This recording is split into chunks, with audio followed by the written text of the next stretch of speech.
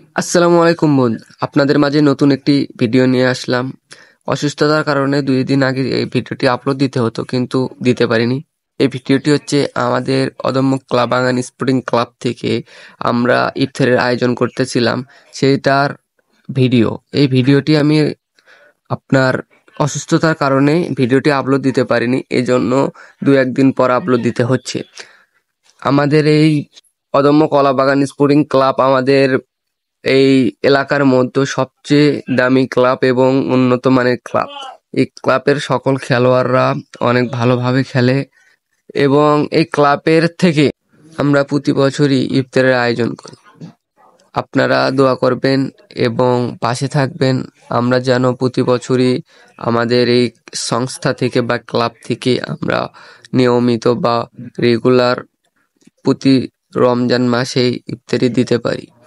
আল্লাহর কাছে এই দোয়াটাই করবেন, কারণ আমরা এই ইফতারিটা প্রতি রমজানেই দিয়ে থাকি।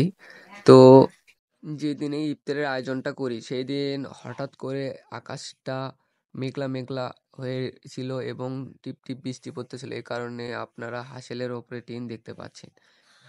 আল্লাহ তাআলা যা করে সবকিছু ভালোর জন্যই করে, এটাই হচ্ছে তার প্রমাণ।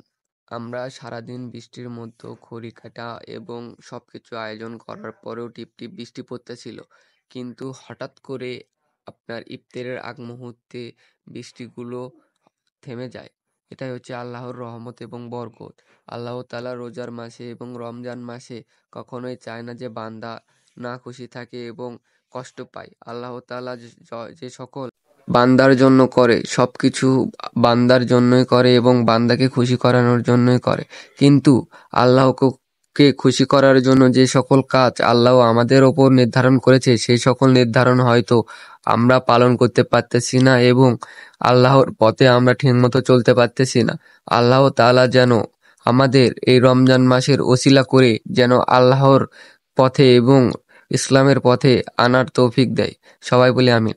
কিন্তু আমাদের এই ভিডিওটির মাধ্যমে সকল প্রকার ক্লাবের এবং সংস্থাদের, যে সকল ক্লাব বা সংস্থা সুদ খায় না, শুধু খেলাধুলার ওপরেই থাকে, সেই সকল খেলাধুলার ওপর থেকে যেন সবাই রমজান মাসে এরকম একটি করে প্রকল্প নেয় এবং আমাদের যেন প্রতি বছর এরকম প্রকল্প নেওয়ার ক্ষমতা দেয়। কিন্তু আমাদের এই ভিডিওটির মাধ্যমে আপনাদের কাছে একটি জিনিসই পৌঁছাতে চাচ্ছি যে রমজান মাসের ফজিলত অনেকটি গুরুত্বপূর্ণ এবং একজনকে ইফতারি করালে 70 জনকে ইফতারি করার ছোঁয়া পাওয়া যায়।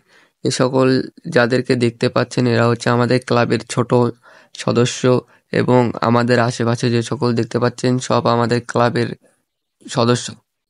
আমরা সবাই একত্রিত হয়ে থাকা ভালোবাসি।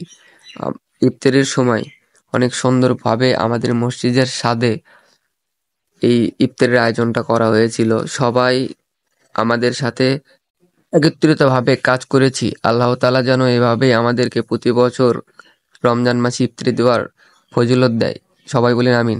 ধন্যবাদ।